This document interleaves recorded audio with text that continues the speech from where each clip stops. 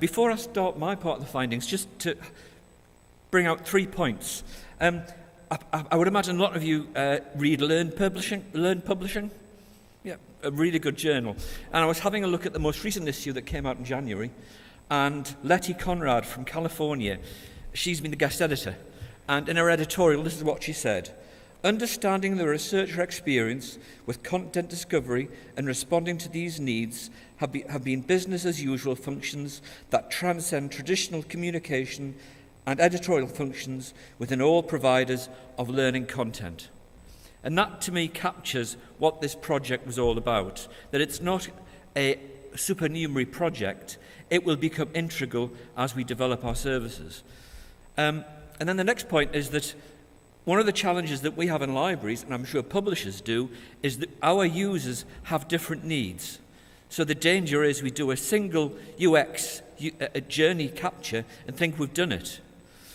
I would imagine that, and certainly where I work, there were probably 30 different user experiences at least we need to capture. We chose to look at postgrad research students, because there were not many projects going in that area. The nearest I've come across is the Harbinger study, which has just started a report, which is a longitudinal 4-year study using 116 researchers across 7 countries. And what's quite satisfying is that some of their initial findings very much correspond to what we found. So there's triangulation there happening. And then the last point I'd like to make before I look at the findings is just, I found this fascinating. One of the questions we got the students to look at was how they what their views were towards the print journal versus the e-journal. And 2 of the research students said, well, I didn't know what a print journal was, so I had to Google it to find out before I could answer that question. So, that perhaps is a finding in itself, to an indication of where the print journal is in terms of how certainly the students at Loughborough felt. One of the questions we asked was, every month we said, how important was the physical library when you were looking for information compared to the digital library? And what we found is that 43% of the students said it was not important at all, whereas 39% said the virtual library was very important. Now, this is quite an interesting finding, because the footfall in universities' libraries is going up. We're being pressed to open 24 hours a day, and many universities are actually investing vast amounts of money in new library buildings. So, on one hand, we've got a pressure to actually give increased access to the physical resource, and then we've got postgrad research students who are claiming that the physical building is not really relevant to their studies. And to me, the value of this project is it's helped us identify what the questions are. So there's some of the questions that we've been discussing as a result of that finding. And I'm not going to go through them all, but certainly the top left one, is the university library becoming an undergraduate space that other segments of the university community do not see as being relevant because it's been taken over by undergraduates? Certainly, when we increased lots of open learning spaces and put a cafe in and allowed people to just see it as a social space, we were told, why are you turning the library into McDonald's? And also, why are you turning the library into the Students' Union? But it does mean the building is rammed on a very regular basis. So that's one question. Should we actually be providing different spaces for postgraduates? Is the reason they are not coming to our library because the space is not the kind of space they need? And certainly in the UK, what we've witnessed is a lot of university libraries now provide differentiated physical space for postgraduates. So they have a swipe card space which has higher spec tables, higher spec seats, better technology, and undergraduates can't go in. It's just for postgraduates. So that's one approach, that you actually differentiate your space. So again, do we as librarians have to try and communicate and convey the value of the library space to postgraduate researchers? Or actually, at the end of the day, does it matter? Should we be worried that postgraduates aren't actually coming to our library? Who cares? If we've got the building full, should we care that postgraduates don't see it? Another question that we asked them was, when they were looking for online information, where did they go to first? And there's a lot in this slide, and I'll just try and pick out some of the areas. Along the bottom there, you've actually got the initials of the postgrad students, and they've all been colour-coded. So you can actually see how different individuals approach their information seeking. So there's no standard approach, but a big relief for us is that a lot of people went to the library catalogue, which was good, but a lot more went to Google Scholar or general Google rather than going to the library.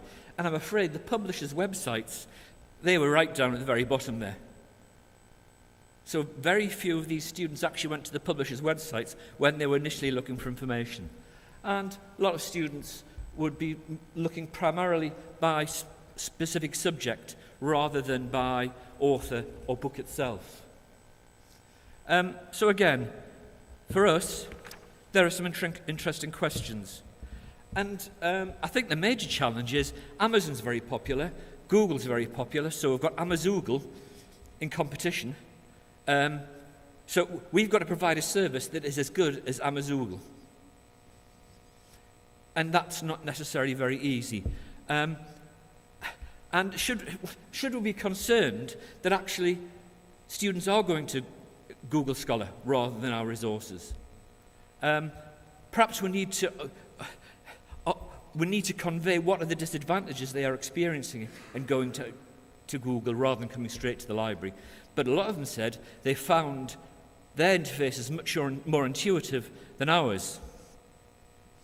And also, I guess, for publishers, if you're spending a lot of time investing in your website to make it sure it's to improve its discoverability, is that resources which are being well used if students actually don't use it for that purpose?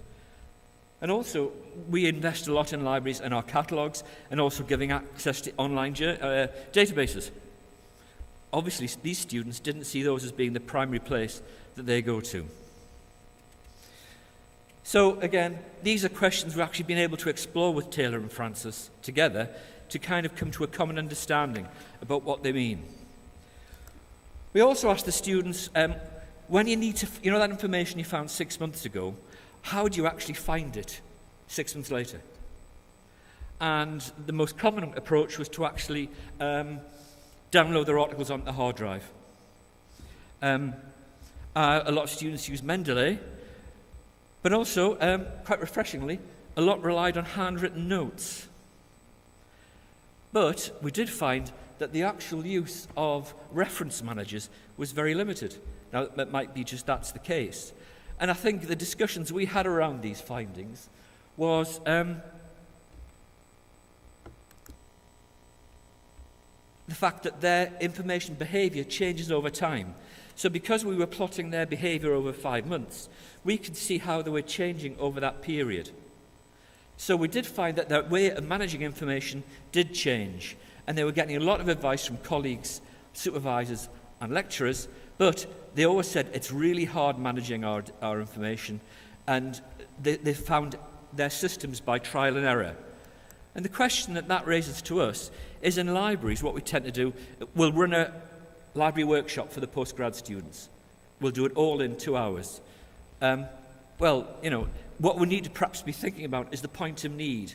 How do we actually get in there when the students need it, rather than assuming at the very beginning there is a demand for it? I think another key issue that's come out a lot in lots of studies is a major influencer in how postgrad students find research is their supervisor. If their supervisor tells them to use software to actually access a specific resource, they will do it. But that's making an assumption that their supervisor know what they're talking about.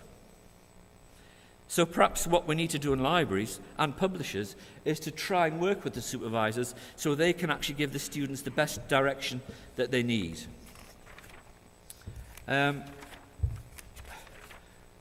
then we also talked about social media, just to try and explore with them how they use social media.